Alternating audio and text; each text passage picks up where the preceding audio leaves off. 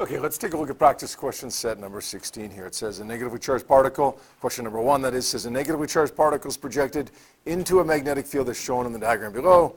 We want to know the direction of the magnetic force. So very straightforward question, but a couple of things we got to catch here. One is that this is a hand rule for deflection problem, right? We want to find the direction of the magnetic force. But the second thing is you got to remember which way the magnetic field points, because it doesn't tell us, right? Which way does the magnetic field point as this charged particle goes in between these magnets? Which way is the external magnetic field? Because that's the important one right now, right? Which way is it, Jared? Yeah, it's always away from the north and toward the south. So we have a negatively charged particle going to the right, left thumb pointing to the right, fingers pointing from north to south outside of the magnets. Even though this is in between the magnets, people sometimes, oh, that's inside the magnets. No, it's not. It's outside of both of those magnets. It just happens to be in between two magnets. So thumb to the right, fingers down toward the south, palm points which way? Out of the page. So my answer for this one is B, out of the page. 2, charged particles moving toward Earth are trapped within a field near the Earth where they cause the aurora borealis and the aurora australis, which are the northern lights and the southern lights. The field in which the particles are trapped is a magnetic field. Okay, that's what deflects the particles by this hand rule for deflection. This is a good one here. Numerical response number 1. A positively charged ion. What's an ion? What's an ion? It's like a positive atom, right? A positive or negative atom. In this case, it's a positive one, right? Lost electrons to become positively charged. So this positive ion travels to a region that contains electric and magnetic fields. Be careful, electric and magnetic fields. So we've got to remember some stuff from our last unit. The ion passes through the region undeflected at a constant speed. What is that telling us? We've seen that word before, right? The net force is 0. Forces are balanced, right? So that means that odds are we're going to have an electric force one way and a magnetic force equal and opposite, right? If it's going to balance it, it's got to be the opposite direction, but it's got to be equal in magnitude. All right, so there's our diagram. We've got some directions here. Now let's see what the question says. Match the numbers on the diagrams, match the numbers on the directions given above with the descriptions given below.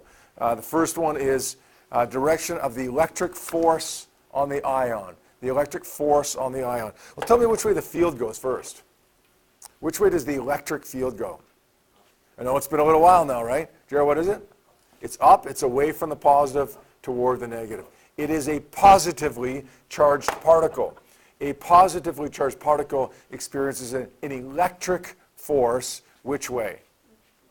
With the field. So it's up. The electric force is up because the field is up. I'm positive the force is with the field. If it's a positive particle, the force is with the field. If it's an electric field, that is, right? So we're going to say our electric force is given by the direction 5. What about the next one, the electric field? Well, we've already answered that one, right? Which way is the electric field? It's also upward, right? Don't get that mixed up with the magnetic fields, right? That's part of the question, but understand that the two parts that we answered so far have nothing to do with magnetism and only to do with electricity in our last unit. People sometimes have asked me, are tests cumulative? Like, generally, no, but there's little things like this that could be, right? Like you could see questions involving electric fields like this, kind of general knowledge stuff from a previous unit. You're not going to get a straight electric field question, but as part of a bigger question, yeah, that could happen. What about the direction of the magnetic force on the ion? That's the toughest part of this one, actually. I think the magnetic force. What is it, Jack? Would it be down? Yeah. Okay, we said that it was undeflected. What does that mean? Force is balanced. If the electric force is up, the magnetic force has to be down. So that means that the next option is going to be 6. And what about the direction of the magnetic field in the region? If we have a positive particle moving to the right and a force that's downward, this is going to be a deflection rule again, but it's right hand because it's positive. Thumb in the direction of the particle, which is to the right. My palm is going to point downward, right, because the force, the magnetic force, is downward. My fingers are going to point which way? Out of the page.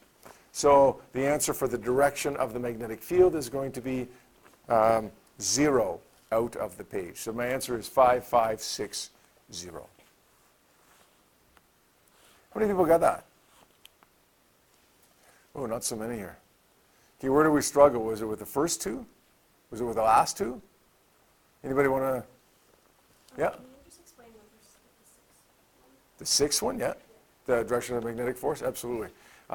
That stems from this word up here, right? Undeflected. The particle goes undeflected. There's an electric field and there's a magnetic field. The electric field causes an electric force. The magnetic field causes a magnetic force. So we got two forces here, an electric force and a magnetic force. And if it's undeflected, if we see that word undeflected or suspended or balanced or anything like that, right? Okay, look up out here at our little Physics 30 dictionary / thesaurus, right? Equilibrium means balanced forces, means F net equals 0, means suspended, means undeflected. Forces have to be balanced. There's two of them. We know that the electric force is upward.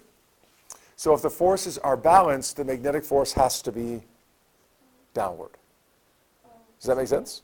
So we're not answering that question based on anything we know about magnetism per se.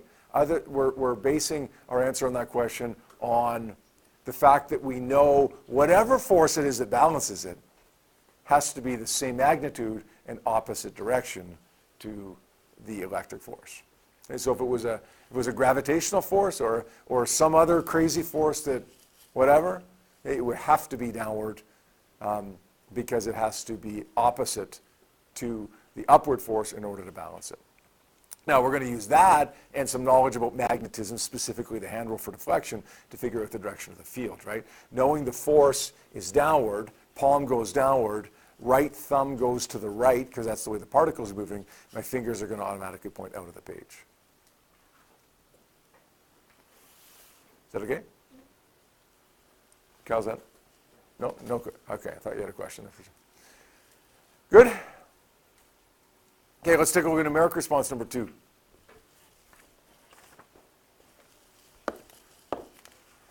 So this one says in a magnetic field with a strength of 5.6 times 10 to the minus 2, an alpha particle, I'm going to circle that just in case it matters for a hand rule.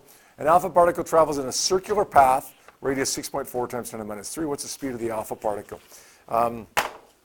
Remember, when a charged particle goes in a magnetic field, there's three things that we're allowed to do. F is equal to QVB. F is equal to mv squared over r. That equation is the centripetal force equation, right? We're allowed to use that because the charged particle always goes in a circle. And then the combination of the two. Remember what I said yesterday? If you have a radius in the question, then odds are you're going to use the combination of the two, FC equals to FM. Not for sure. You might end up using just QVB, or you might end up using just mv squared over r. But if you're given a radius, odds are you're going to do the combination of them. So let's try that first at least. mv squared over r equals QVB. We can simplify this a little bit by canceling out one of the v's on each side.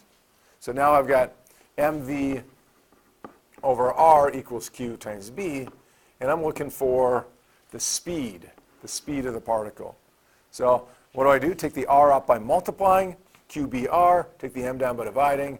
I get q times b times r over m. Don't forget that q is 3.2 because it's an alpha particle. The mass of the alpha particle, 6.65. Let's do our thing.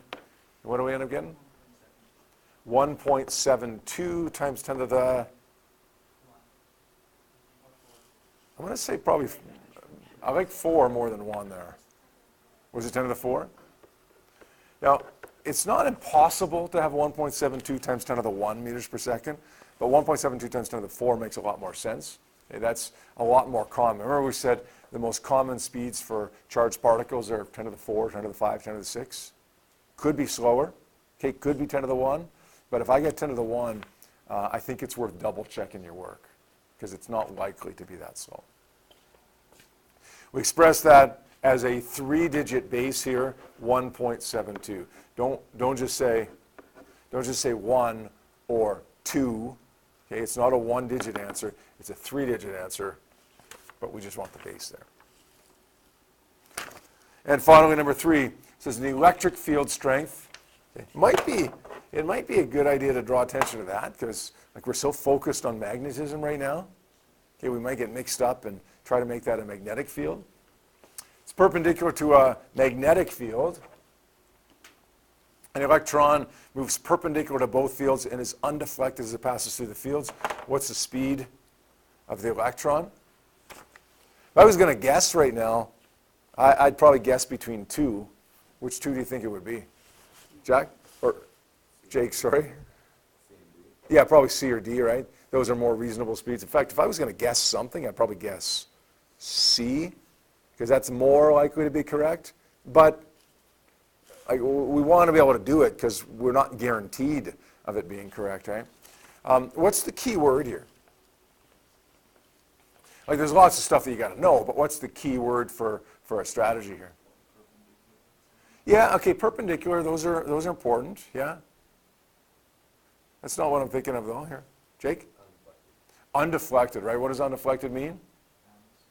Balanced forces, equilibrium. F net is equal to 0, right? In other words, the force up equals the force down.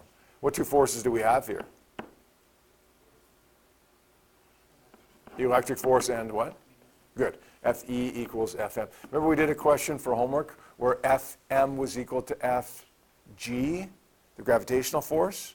Doesn't matter what forces we have. If they're balanced, they're equal to each other. Okay?